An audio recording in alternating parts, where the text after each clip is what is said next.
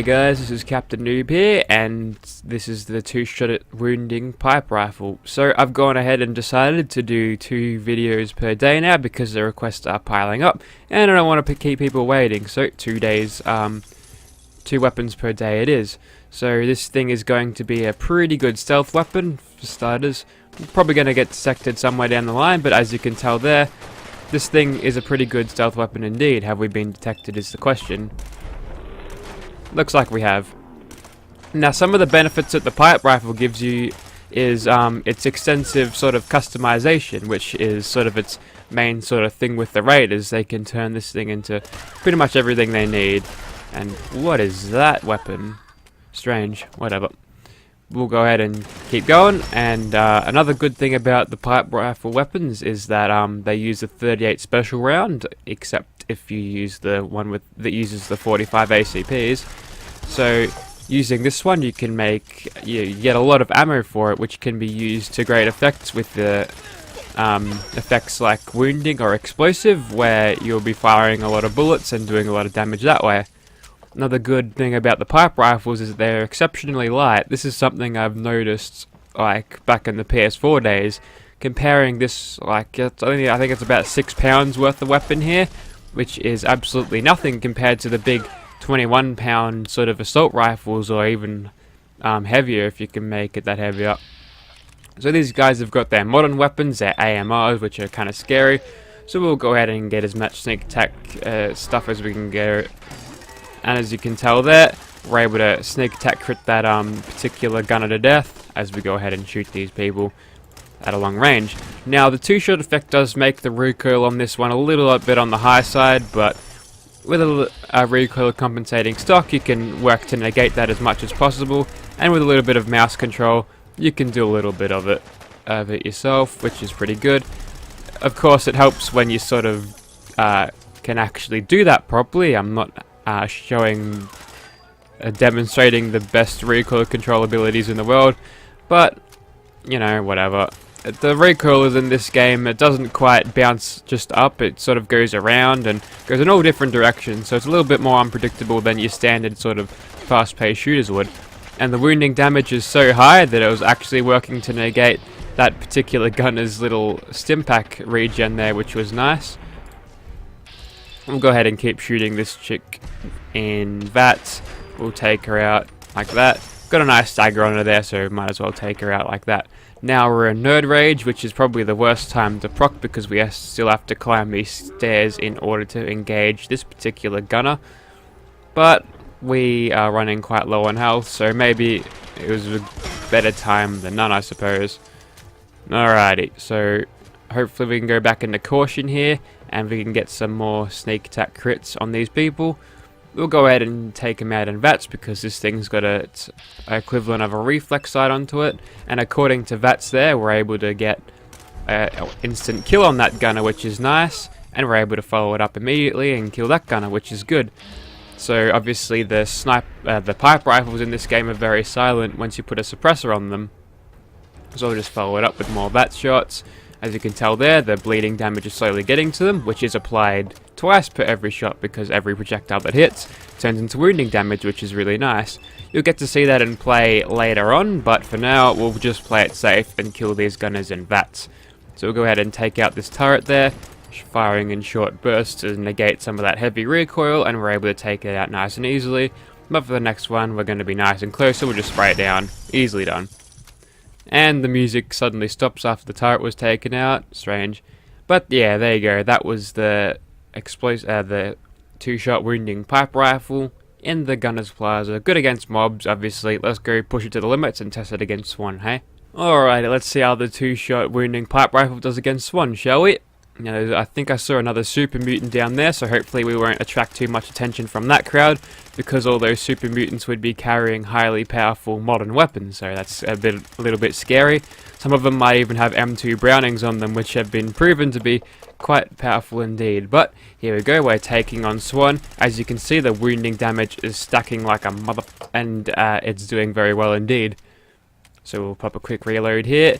Now, it is probably at the range where we sort of want to keep in first person, But obviously, not having the sights taken up by a massive sort of pipe with 2 prongs in it is pretty good, so might as well stay in third person. But there you go, that is one dead with many sneak attack criticals, but looks like we've got a warlord over there, and he's got a big old anti-tank gun looking thing, so we'll go ahead and take him out using regular sort of shots in that. As you can tell there, it's doing pretty well against him. Rarely take on super mutants in a weapons video just because I find them too tanky to have fun with, but I think this is a good case to show how powerful this thing is, even though it's a basic crappy pipe rifle that you could find at level 1, I suppose. We'll move on to something else now, something a little more fast moving, I reckon. Righto, time to take on a pack of vicious bears with our 2-shot wounding pipe rifle. So we'll go in and try to take out this big old bear first, get as much sneak attack crits on him as possible, just because we're probably going to need to get every single point of damage we possibly can. But obviously it's going to be short-lived because these bears are very, very perceptive indeed. Fortunately, it lasted a little bit longer than I was expecting, simply because the pipe rifle is incredibly silent, which is a pretty good deal. So we're probably going to run out of action points and take a hit here, but that should be fine. We'll just jump down here and quickly, take out any of them that sort of show up here. Now this Dusky shouldn't be much of a problem. Got another Dusky running at us by the looks. We'll go take him out. As soon as we can get them all nice and staggered, we can keep them stun locked, because whenever you stagger these guys, they sort of fall to the ground and scream at you. And they do a whole thing where they get screen shake everywhere, and they explode in a spectacular fashion too, so that's cool. So the 2-shot wounding pipe rifle doing a pretty good job against these Duskies here. These are top tier bears, and they're still getting killed quite easily by this thing. And oh, that was a sneak attack on me by the part of that albino Yaguai. We're able to take him out nice and easily. How many are left? Looks like I've got another bear over there. So rabid one. We'll go ahead and take him down as quickly as possible, so then we can have a good old 1v1 against a big old bear. Unfortunately for him, he's not as strong as his Dusky friends, so he goes down nice and easily. There's the big guy. There he is. We'll quickly pop a reload in that, and quickly dodge out of the way as he does his attack. But we managed to get hit once there. We dodged one, so that's fine. Looks like he's got himself in a position of strange sort of angle there. He's doing a Mario where he's got only a couple of his feet on the ground, or a small portion of his body on the ground, yet he still floats fine. Whatever, we'll go ahead and keep on shooting him. Stack as much wounding damage as we possibly can on him. Oh god, he's dropped down. He's just did an Obi-Wan Kenobi on me. He forgot to say hello there though. There's a good old prequel meme for anyone who's in the know about that. Looks like we've got him. Now, we've got the high ground. It is over, Anakin. There's another one. I'm on fire today. So he's going to go ahead and run off. Hopefully, while he does that, he'll lose detection from us, and we can easily sort of get him killed with sneak attacks.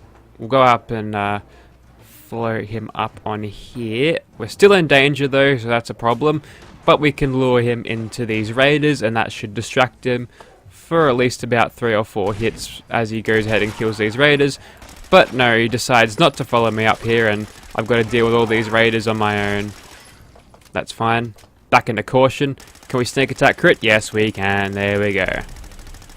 So he's gone and mutated, which is great, which means we're almost to the point of killing him. But he's not a dumbass, and he'll actually run away if you shoot him and he can't reach you, unlike mammoths from Skyrim. So we have to sort of chase him up on that. Where is he going? There he is.